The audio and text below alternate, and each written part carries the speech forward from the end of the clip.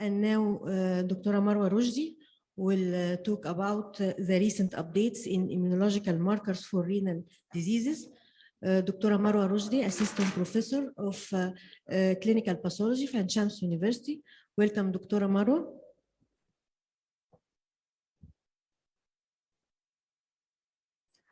First of all, it's my honor and pleasure to present in that great events among all those eminent professors of nephrology and other specialists. And my deep thanks for the organizing committee for their kind invitation. We will take a journey in the recent updates of immunological markers among different kidney disorders. My agenda for today is how the immune system can attack the renal antigens, and I will review a rapid recent updates in the diagnosis of 3 clinically relevant renal immune disorders. And finally, I will shed light on phenotypic signature of B-cell subsets as a tool to investigate different renal conditions. The immune system can attack the glomeruli through its 2 lines, either the innate or the adaptive. This is because the high blood flow rate through the glomeruli, which exposes them to immunologically active cells. Also, the immune complexes formed otherwise in the body can be trapped within the filtration barrier, leading to mesangial cell damage and podocyte damage. The autoimmune dysfunction are considered as the bête noire in a range of debilitating nephropathies. According to the site of the deposition of immune complexes, different kinds of diseases will appear. Sometimes the immune complex is deposited in the subepithelial regions, as in cases of lupus nephritis class 3 and 5, or it can be a subepithelial deposition as in membranous nephropathy. It can give a linear deposition as in cases of antiglomerular basement membrane disease, and it can also deposit it in the mesangial cells as in cases of IgA nephropathy and lupus nephritis class 1 and 2. On the other side, in some diseases as ANCA-associated vasculitis, which is called post-immune, there is no deposition for immune complexes and the reaction is mainly cellular. Glomerulopathies are rare disorders, but often responsible for progression to end-stage renal disease. This makes it adequate, and the adequate and early diagnosis is very essential in the proper management of this group of disorders. Today, I will shed light on 3 clinically relevant autoimmune disorders of the kidney, and let's start with primary membranous nephropathy. For membranous nephropathy, it has entered a new era since 2009, in which the diagnosis is completely different on the autoantibody level and trajectory production. From that, before that date, the antigenic target was not discovered yet. But since 2009, the era is completely different, and the diagnosis mainly depend on serological diagnosis. So the term idiopathic membranous nephropathy have no longer be appropriate to be used. Membranous nephropathy is considered as an organ-specific autoimmune disease, and it's a major non-diabetic cause of nephrotic syndrome, affecting mainly adults and elderly. Although one third of cases go into spontaneous remission, a number of patients can develop an end-stage renal failure within 10 years. The 2 major target antigens which are discovered since that date and firmly recognized are the secretory M-type phospholipase A2 receptor called PLAT1 and the thrombospondin type 1 domain containing 7A. The kidney structure consisting of a delicate 3-dimensional structure in which the podocytes plays a key role in the maintenance of normal kidney function, and on the other hand is a primary focus of many kidney diseases. It forms with the endothelial cells and glomerular capillary basement membrane, the glomerular filtration barrier, which maintain the glomerular vascular loop morphology, regulating glomerular filtration and participating in a local immunological and inflammatory responses. From 2009, we said that there is 2 antigens which are firmly established, the anti-PLAT1 and thrombospondin, and from that date, a second wave of investigation began from 2019 until now to investigate other autoantigens which are responsible for the pathology and the helping in diagnosis of membranous nephropathy.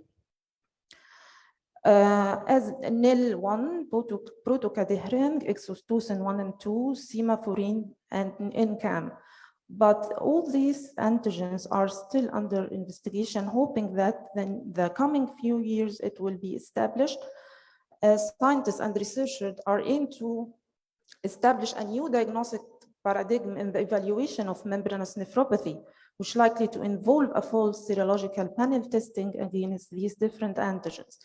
At that time, we can revisit the definitions of primary and secondary membranous nephropathy. There are many reasons these antigens have not developed autoantibodies until now, because these antigens may be private or rare antigens. They may be a non-glomerular antigens performed otherwise in other tissue in the body, or they are difficult to be extracted from the glomeruli, or even they are difficult to be transferred in vitro. In some cases, the antibodies are non-IgG4, which make the detection more difficult. When the antibodies are present in circulation for anti-platelet, they go and pass the glomerular basement membrane to bind for its specific antigen on the surface of podocytes. This will lead to the formation of long-lived immune complex deposition consisting of the antigen, antibody, and complement components. These immune deposits are the pathogenic cause of damaging of podocyte food processes, leading to effacement of these food processes, and proteinuria began to occur. Although the diagnosis of membranous nephropathy is mainly based on the biopsy, there is an exception situation in which such diagnosis is not sufficiently clear, especially if the glomerular filtration rate is normal, sometimes in earlier phases of the disease, or if the biopsy specimen doesn't include adequate tissue, or if the biopsy is contraindicated or not available at that time. Also, an important point to know that the biopsy giving a snapshot in the time of disease, they didn't reflect the dynamic nature of the disease activity and course, which is very important for the clinician to tailor his good management. Anti-platelet antibodies are specific, highly specific for primary cases of membranous nephropathy. They found in about 75% of cases, but it's completely absent in cases of secondary membranous nephropathy. The second antibody, it's called thrombospondin, discovered in 2014, found mostly in cases with negative anti-platelet. The two antibodies are mutually exclusive to occur together, but in very rare cases, they can give a dual positivity. From the discovery of this antibody thrombospondin, it was a thing that it is associated with paraneoplastic syndrome, and from that date until now, continuous investigation to relate this antibody with malignant tumors. In the lab, we can detect both antibodies by indirect immunofluorescence technique, in which now they use a mosaic assessment for both antigens on the same slide to increase the serological detection rate. We use a transfected cells as a substrate, in which these cells are transfected with the gene responsible for the production of these two antigens. When the when the serum of the patient containing the antibodies is added to the slide with transfected cells, the antibody will bind with the antigen on the surface of cells and can be detected on the fluorescent microscope. Although immunofluorescence is very sensitive, but it is still qualitative to semi-quantitative tests. If we need to quantify or giving the titer of the antibodies, we need to go to ELISA. And recently, Luminex can afford a kit for multiple target of other nephrotoxic antibodies and other immunological markers in a single assay. In this study done by Keen and his team, they assess a group of primary membranous nephropathy cases. They measure both the antigens in the biopsy and the antibodies in the serum to compare both of them. They found about 67% of cases has dual positivity for antigen and antibody, And about less than 10% of cases with negative, double negativity for both. In this group of patients, they found thrombospondine to be positive, and about 20% of cases having the antigen only with no relevant antibodies in the serum. And this is explained by what's called that the kidney acts as a sink in which it's absorbed the antibodies from the circulation. So in these cases, the test must be repeated after 3 or 6 months. Also, the long life deposits that are persisting for a longer time after the disappearance of the circulating antibodies. In this review article in 2020, they also recommend in cases with dual negativity for both platoire and thrombospondine to add neural epidermal growth factor like 1 protein if I suspect a case of primary membranous nephropathy, and exostosin 1 and 2 if secondary membranous nephropathy is suspected. In this review article, they introduce a very nice proposal for serology-based approach for cases of membranous nephropathy at the level of diagnosis, at the level of assessment of prognosis, monitoring of treatment, and even monitoring post-transplant. They found that the increase in the antibody levels usually precede the rise in proteinuria, reflecting the immunological rather than the clinical disease activity.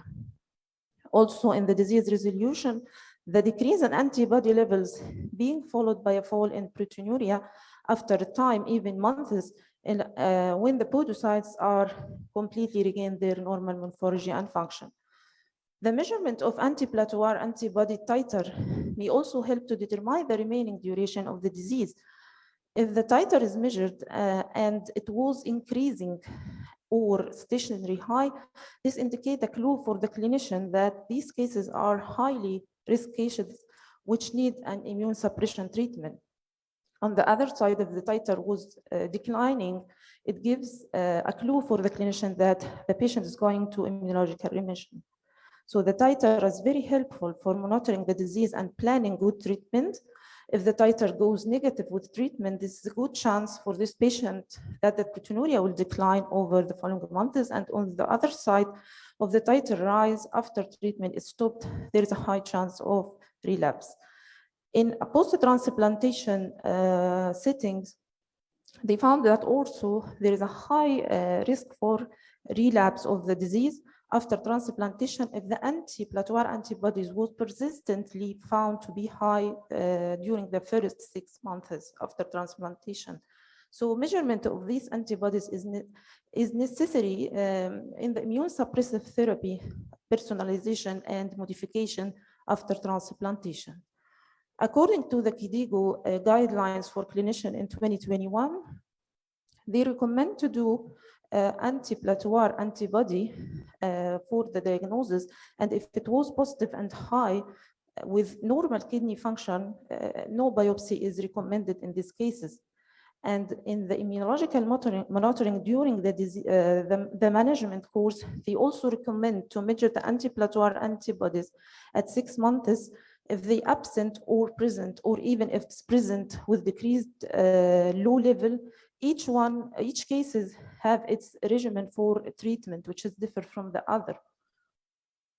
Also, in after kidney transplantation, they also recommend to measure the antiplatoire antibodies pre-transplantation.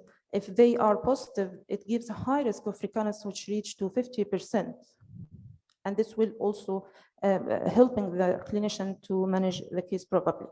We'll shift now to the second clinically relevant autoimmune kidney disorder, which is called antiglomerular basement membrane, formerly known as Goodpasture disease. According to the Chapel Hill Consensus Conference nomenclature, it's defined as a small vessel vasculitis affecting glomerular capillaries, pulmonary capillaries, or both. It has a bimodal age distribution and appearing as a rapidly progressive glomerulonephritis type 1. In the biopsy, kidney involvement is characterized by crescentic glomerulonephritis with linear immunofluorescence staining for IgG on the glomerular basement membrane. Here, the antigenic or the antigen responsible for the disease is characteristically called conformational or is considered as a conformational epitope. It is called NC, or non-collagenous domain of alpha 3 chain of type 4 collagen. This antigen is a cryptotope in which it needs a conformational change, which is necessary for this antigen to be binding with its relevant antibody. In the pathogenesis of the disease, HLA plays a major role when the immune system receives the antigens presented by HLA-DR 1 or 7. It's lucky enough for this patient to go into the tolerogenic pathway with no inflammation. But on the other side, if the antigen is presented on DR 1501, the T cells will be activated and go to the pro-inflammatory T cells with the production of a large numbers of pro-inflammatory cytokines that activate the B cells to form anti-glomerular basement membrane antibodies, which will go to the kidney, binding with its antigen and recruit more neutrophils and monocytes, which will cause a very rapidly progressive glomerulonephritis. Anti-glomerular basement membrane antibodies can be detected either by indirect immunofluorescence using cryosections for primate kidney, or by what's called monospecific immunoassays based on using a purified NC1 domain. It can be ELISA line immunoassay or microdots immunofluorescence. And these two technique, line assay or microdots, they use in conjugation with anti-glomerular basement membrane the detection of ANCA antigens also. They found a temporal relationship between the relapse and the reoccurrence of antibodies, in which the circulating antibody titer for anti-glomerular basement membrane antibodies have shown to be a prognostic importance. Renal transplantation should only occur after the antibodies have been completely negative for at least 6 months to reduce the risk of allograft loss. Another issue in this disease is that anti-glomerular basement membrane can also appear in cases of Albert disease after renal transplantation, in which there is a high risk for rapid and severe recurrence. The patient of this disease have a mutation in the genes encoding type 4 collagen. The problem here is that antigen specificity of these circulating antibodies can vary from the native collagen, and it is not always picked by the commercial assays. Another issue in anti-glomerular basement membrane antibodies is what's called the double seropositivity for both ANCA and anti-glomerular basement membrane antibodies, which appear in 30% of cases. In these double positivity cases, there is a greater risk for relapse compared with patients with single positivity for anti-glomerular basement membrane. They found recently that ANCAs precede the formation of anti-glomerular basement membrane antibodies. They play a role in the pathogenesis of disease by unmasking the cryptic epitope of NC1 domain. So the takeaway message here is that serological detection for both ANCA and anti-glomerular basement membrane antibodies should be done immediately in patients suspected with rapidly progressive glomerulonephritis. In this study done in Denmark in 2021, they assess the risk of death among a group of patients with anti-glomerular basement membrane disease. They found that there is a high risk, increased risk of death among the double positive serology patients, and no differences in risk of end-stage renal disease. The 1-year mortality was duplicated in patients carrying both positivity, double positivity for both antibodies. Now we will shift to the third disease, which is ANCA-associated vasculitis. It's a group of multi-systemic disease affecting small to medium-sized vessels, resulting in a wide spectrum of organ involvement, including the kidney, characterized by microvascular inflammation, tissue necrosis, and the appearance of ANCA antibodies in the circulation. In the pathogenesis of the disease, the neutrophil was primed through chemotactic factors, in which there is a translocation of the ANCA-associated antigens PR3 and MPO to be expressed on the surface of the cells rather than being inside the granules. When this occurs, the antibody will bind with the antigens on the surface of cells, leading to what's called neutrophil activation and a process known as netosis, in which the neutrophils begin to spread a threads of DNA and histones and microparticles, leading to more tissue damage and complement and coagulation factor activation. In the lab, we use immunofluorescence to investigate for ANCA. There are two main staining patterns can be differentiated, either C-ANCA or what's called cytoplasmic C-ANCA, in which the antibodies are directed against an antigen called proteinase 3. This is occur in cases of granulomatosis with cholangitis, or which is formerly known as Wegener granulomatosis. The second type is perinuclear or p-ANCA, in which the antibodies are directed against myeloperoxidase. This can be detected in cases of microscopic cholangitis, eosinophilic granulomatosis with cholangitis, or what's Church-Strauss disease, and post-immune crescentic glomerulonephritis. Immunofluorescent test, as we mentioned, is very sensitive technique, but it lack the specificity, and also it is considered as qualitative and semi-quantitative test. For a modification of this test, they recently introduced what's called novel cytobate test, in which they use a combination of the classical cell-based assay with microbeads. These microbeads carry on their surface the specific antigen, either PR3 or MPO, on the same slide, and is detected by automated systems, giving the quantitation and the specificity to the test. This gives shorter hands-on time with better reproducibility of results and more cost effectiveness due to the opportunity of using automation and modern data management. The second line of assessment is called antigen-specific immunometric assays, ELISA assays, in which they use a purified native PR3 and MPO coating the wheels of ELISA plate. In the first generation, the antigen was introduced directly on the surface of the wheels, and this gave low sensitivity. For upgrading that, they introduced a second generation ELISA using capture monoclonal antibodies, which carry the antigen on the surface of it. It increasing the sensitivity also, but still there are some epitopes which are hidden. So the third generation comes with more modification, in which they use an anchor technique as a spacer molecule to make the antigen completely visible and no epitopes to be hidden. This method improved the diagnostic performance of the tests. Also, they introduced another modification in which they merge both the native antigens with recombinant antigens. This increases the sensitivity and specificity very high compared to other ELISA using only the native antigens. It remains debatable to which methodology for ANCA detection provide the highest clinical accuracy to diagnose the cases of AAV. According to the international consensus statement, they recommend the use of immunofluorescence in the screening and confirm it with antigen-specific assays. The combination of both techniques, which is called gating policy, is confirmed to be optimal strategy for ANCA detection.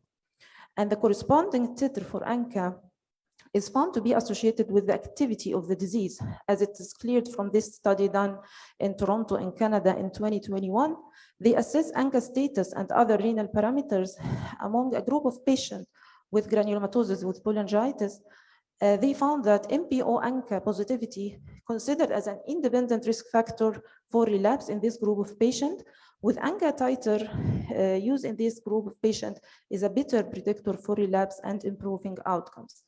Also, in this very recent study in 2022, they say that ANCA specificity is more closely associated with the disease phenotype and prognosis than the clinical diagnosis, in which cases ANCA specificity can be used as a predictor for relapse in PR3 ANCA patients found to have it twice as likely to relapse as those with MPO ANCA, with more aggressive disease, with a greater spectrum of organ involvement.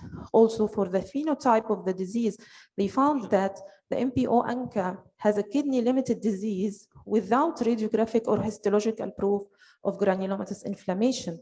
On the other side, the PR3 ANCA has evidence of necrotizing granulomatous inflammation.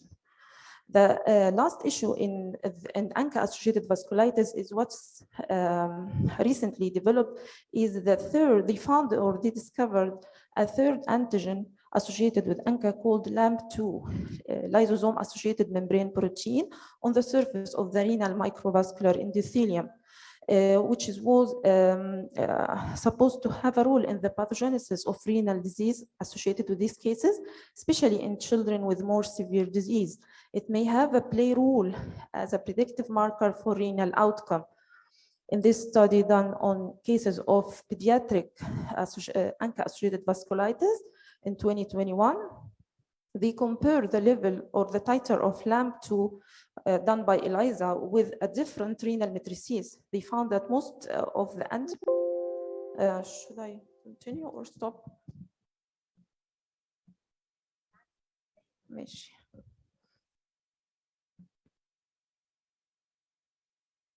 They found that most cases with high titer of LAMP2 being found with patients with more proteinuria, and they found a negative correlation between LAMP2 and titer and glomerular filtration rate. Also, they found that the group of patients with worsening renal affection has a higher titer for LAMP2, and they found no correlation with serum creatinine. Now we will shift to the last part of my talk, which is called the phenotypic signature of B-cell subsets. Recently, many studies have shed new lights on the role of circulating B cells, their subpopulations, function, and activity to increase the effectiveness of early diagnosis and improvement of patient prognosis with lower invasiveness commonly used tissue biopsies. They found that the different B cell subsets can be changed in both phenotype and function according to the disease activity and other factors. Here are the B cell subsets, which are very large group of cells which are differ according to the activation, according to the proliferation, and according to the disease activity. All are detected easily by flow cytometric gating strategies. In this study, or in this literature in 2020, they assessed the different peripheral blood B cells in patients with lupus nephritis, and they found a characteristic distribution pattern which is associated with disease activity, in which the CD38 positive B cells are remarkably increased in active and inactive patients compared to healthy controls. For transitional B cells and plasmablast, they show a significantly increase in active group of patients compared with other groups. And for the CD5 positive B cells, they show a lower percentage among both groups of patients, while in the group of active systemic lupus cases, they found increased percentage of CD5 negative B cells. Another literature in 2020 also assessed these B cell subsets in a group of immunologically stable renal allograft recipient after 1 year and after 5 years, and compare them with a group of healthy controls and other group of end-stage renal disease. They found there are significantly different B cell subset panel between the 3 different groups, in which a transitional B cells and marginal zone B cells were reduced in the transplant recipient group, while the plasma cells show the highest percentage among the patient with end-stage renal diseases. Also in the group of end-stage renal diseases, the unswitched memory cells has the fewest number. Also, the isotype switched memory B cells was found to be increased in the group of end-stage renal disease patients in comparison to healthy controls and other groups. It doesn't stop at this. Very recently, in 2022, this literature also study the effect of different regimens of immune suppressive treatment post-transplantation on the different lymphocyte subsets, and they found that there are different variation depending on the type and dose of immune suppression used, which can be used as a guiding tool in managing immune suppression in post-transplantation, depending on each patient's immunological risk. To close my talk, there are numerous discoveries have been recently made in the field of renal immunology, which have clarified severe and previously inexplicable kidney diseases. Autoantibodies can be found in several forms of nephropathies, either kidney-specific antibodies or ubiquitous antigens in systemic autoimmune diseases with renal manifestations. The recent development on autoantibody diagnostic in nephrology has considerable improvement in both sensitivity, specificity, and convenience of the test system. This advance has boosted the ease, reliability, and relevance of autoantibody testing, aiding the diagnosis of autoimmune nephropathies, especially in early stages. This is very crucial for the decision of interventional therapies with immune suppressant, which can help to delay the serious and irreversible damage that occurs with disease progression. Despite all this progress has been made, many questions remains to be unanswered. The role of antibodies against other autoantigen and cell and cell subsets panel establishment need further evaluation. And thank you so much.